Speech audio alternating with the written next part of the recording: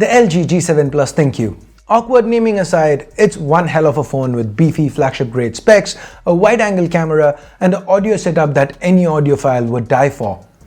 What's more, we even have the 464 version, the LG G7 ThinQ, go on sale at a jaw-dropping price a couple of days back. So how does it compare to the talk of the town, the OnePlus 6T? Hey guys, Ash here from C4E Tech, and we're about to find out in today's comparison video.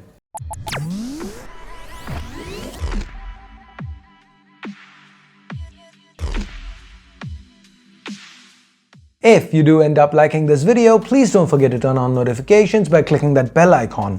As always, let's kick this one off with the design. Both these phones sport a similar glass sandwich look. The curved glass to the back along with metal rails make for a premium in-hand feel. The dimensions too are really similar. Side by side, the extra heft of the OnePlus though can be felt as soon as you pick it up. But that's not something you'd notice if you weren't checking them out side by side, in hand at the same time. The only real difference here is the fingerprint scanner to the back of the G7. In earlier G-series devices, this used to double as a power button. That's now been moved to the side. The G7 also sports an extra button just beneath the volume rockers. It's kind of like Samsung's Bixby key, except you tap on it and it activates Google Assistant instead. OnePlus offers a slider. So basically, it boils down to this. Do you prefer the slider and the in-display fingerprint scanner, or the extra button, an official IP certified water and dust resistance rating? Well, I'll let you guys decide that. Let me know what your pick is in the comments down below. Now, if you thought that these two kind of look similar from the back, turn them around and you'd realize that they couldn't be any different. Both of them come with a notch up top, but that's where the similarities end. On the OnePlus 6T, you've got an absolutely tiny water drop notch that hides the front camera and sensors. Below that, we have a 6.41-inch Full HD Plus display. This is AMOLED tech being used. The G7 is like the polar opposite. It sports a much wider notch, a 6.1-inch display. The resolution is higher. It's Quad HD Plus, but the tech is IPS LCD. Now both these displays look absolutely amazing. The AMOLED panel on the 6T has some really punchy colors and inky blacks, while the IPS display on the G7 offers marginally better viewing angles, and the higher resolution means that we have a little more sharpness and detail going on here. This Quad HD Plus Full Vision display, yes, that's what LG is marketing it as. It is HDR compatible, it's covered by Corning's Gorilla Glass 5 and can get super bright for better sunlight visibility. The 6T too can play HDR videos from YouTube, and it's protected by the newer Gorilla Glass 6. Oh, and another weird quirk, the Optic AMOLED panel on the 6T doesn't have always-on functionality, while the LG does offer it on an IPS LCD panel. I'm gonna let that sink in for a while. Anyway, if it wasn't clear by now, the G7 Plus wins this round unless you definitely want AMOLED. It's not a bad display on the OnePlus either. Now, coming to the spec part of things, these two are again quite evenly matched. Both sport the top-of-the-line Snapdragon 845 chip. LG pairs it up with 4 or 6 gigs of RAM along with 64 or 128 gigs of onboard storage. OnePlus, on the other side, offers 6 or 8 gigs of RAM to go along with 128 or 256 gigs of onboard storage. The G7, despite lesser RAM and lower onboard storage, has an advantage in the form of expandable storage that offers a hybrid SIM slot. The 6T, well, it doesn't. Where it scores a massive win over the G7 though is in the battery department. We have a puny 3000 mAh battery on the G7, and that combined with the higher resolution screen and IPS LCD means the battery life does take a hit, especially when always on is turned on. On the other side, we have the 6T. It's slightly thicker, yes, but it sports a battery that's nearly 23% larger at 3700 mAh and pairs that up with a lower resolution AMOLED display. Of course, being OnePlus, it supports dash charging, and that's a tad faster than Qualcomm's Quick Charge 3 on the G7. To be fair though, the G7 does have wireless charging on board, something the 6T misses out on. Despite that, the higher battery capacity does in fact translate to better battery life, and the snappier feel means that it's all OnePlus when it comes to performance and battery. The fast and snappy feeling, well, that might have more to do with the software than the hardware itself, so let's talk about that next. LG has made a few changes to their user interface when it comes to the G7 and G7 Plus ThinQ. It's not a complete redesign from what we've seen on the V30 Plus. We did review that last year, but there are enough new things in here to keep it interesting. Of course, since it's 2018, we have a bunch of AI features built into the software. But what's special is that LG has baked in device-specific integration with Google so that you can tap on the assistant button and say something like, "Hey Google, take a wide-angle selfie," and the G7 will do just that. That's pretty cool. But what would have been really neat is if LG would let us remap that button and use it to launch whatever the hell we wanted, not just Google Assistant. Anyway, wrapping up the features, we have the new second screen, which is basically what LG is calling the area surrounding the notch, and the floating bar, which grants you access to a lot of apps. My favorite here though is the Quick Memo Plus, which lets you draw on your screenshot, cut out portions from them, and make GIFs of screen recordings. Enough of the software experience on the ThinQ though, let's move on to the 6T. We have Oxygen OS 9.0.3 running the show here, and it's based on Android 9 Pie. In contrast, the G7 is still stuck on Android 8.1 Oreo.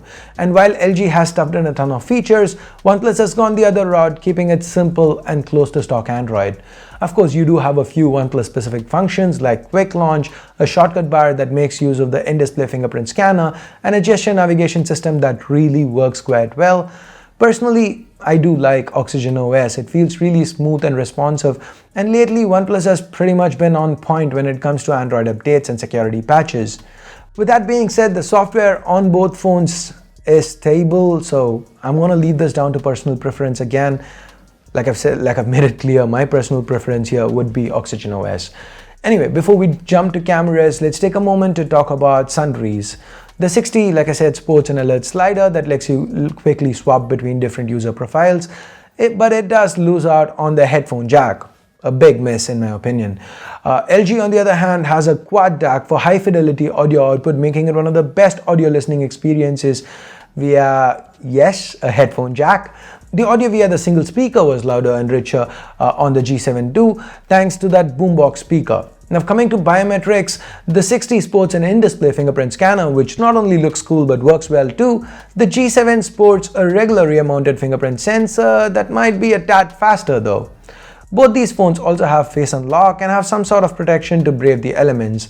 The difference here is that LG has official IP68 certification as well as military standard 810G drop certification, while the 6T only has what OnePlus calls day-to-day water resistance.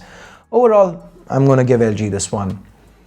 With that, let's move on to the cameras. We have dual cameras on both phones. With the LG G7, we have a primary 16 megapixel sensor with a f1.6 lens and optical image stabilization. The secondary sensor is also 16 megapixels, has a marginally slower f1.9 but wide-angle lens. There's also a laser assist in here. With the OnePlus 6T, we have a primary, again, 16 megapixel sensor. This time it's paired with the f1.7 lens, which is also optically stabilized. The secondary sensor is 20 megapixels, again, f1.7 lens. This basically helps with pixel binning when under low light. Now under good light, both phones performed well. The G7 has more natural colors, while the images shot with the 6T pop a little bit more. The detail levels are also marginally better on the 6T. The dynamic range is equally good. The depth of field thanks to the wider lens is another area where it's advantage LG. Talking about advantage LG, let's talk wide-angle lens. This opens up a lot of different shooting options. Despite quite a few brands offering it recently, it still feels fresh and I really like it. Under low light, the OnePlus 6T takes the lead. The images might have marginally less noise on the G7 ThinQ, but OnePlus shoots brighter images. LG is a little conservative even with the shutter speeds. With super bright mode though, LG manages to turn the tables and shoots images that are brighter and have more detail than shot using OnePlus's Nightscape. With selfies, both phones do a good job, but the 16 megapixel selfie shooter on the OnePlus 6T manages to capture sharper looking images than the 8 megapixel snapper on the LG G7. Detail and even edge detection when it comes to portrait is better here. We do have AI camera on the LG, and that helps tweak things like brightness and saturation a little bit when it recognizes the scene you're in. As far as video goes, this has traditionally been an advantage for LG, given that LG allows for full manual control, but sadly the G7 lacks support for 480fps Super Slow-Mo or EIS at 4K 60fps, both of which are available on the OnePlus 6T. The processing also seems a little better on the 6T, more details and smoother overall footage, even though there is a tiny bit of crop that's due to the electronic image stabilization, so I feel that's warranted. Overall, when it comes to stills, both the phones are pretty much on even footing, but with the wide-angle lens, the G7 brings something to the table that the 60 has no answer to. However, when it comes to videos, it's all OnePlus all the way, as LG is quite far behind, having recently been updated to support 4K 60 FPS and even EIS at 4K 30. And finally, with all that said and done, let's talk pricing. Well, at first, LG just launched the G7 Plus ThinQ in India, which is the phone we've been using in this video. It was priced at $39,990, but recently, the regular G7 has also been made available here. The difference between the G7 and G7 Plus? It's just RAM storage. The G7 is 464, the G7 Plus is 6128. And here's the kicker, the G7 currently retails for $29,990. $29,990, Tier 1 Snapdragon 845. Currently, as of shooting this video though, it's been sold out on Flipkart, but it is expected to come back, and when it does, it's gonna be a steal deal.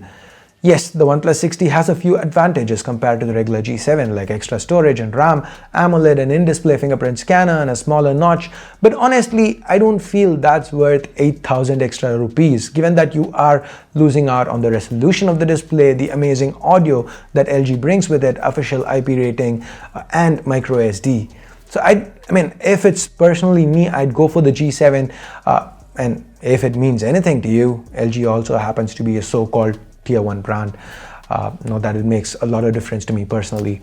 Now, the G7 Plus is not as hot an option. If you definitely need 6128 and are not an audiophile, you don't mind not having a headphone jack, then the OnePlus 60 would be the better pick. It's got better battery life, the cool in-display fingerprint scanner, a smaller notch, the works. I know this is a weird comparison where LG wins if it's G7 versus 60, and OnePlus kind of wins if it's 60 versus G7 Plus. And I mean, blame LG for it, not me. That's because there's a 33% hike in price for 2 gigs of RAM and 64 gigs of storage. Okay. You know, I'm kidding. Do not blame LG. They've been doing quite good with their pricing for the last year, so let's not scare them away. So there you go, my 2 cents on this topic. What do you think? What's the better phone in your opinion? Let me know your thoughts in the comments below. And with that, we get to the end of this video. It is time I bid you adieu. Thumbs up, thumbs down based on what you felt about it. Also subscribe and turn on notifications by clicking that bell icon if you haven't yet. Thanks a lot for watching. Till next time, my name's Ash. You've been watching C4E Tech, and I'm signing off for now. You guys have a great day. Bye-bye.